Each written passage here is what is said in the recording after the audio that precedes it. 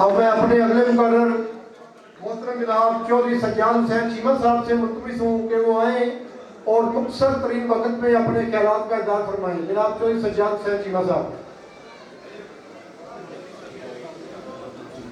बिस्मिल्लाहिर्रहमानिर्रहीम।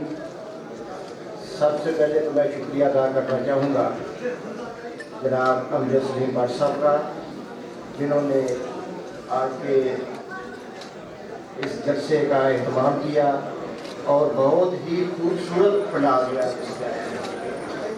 उसके बाद मैं मशकूर हूँ तमाम दोस्तों का, बुज़ुर्गों का, जिन्होंने अपने कीमती वक्त में से कुछ वक्त हमारे लिए निकाला और आज के इस जलसे को रौनक बख्शी है।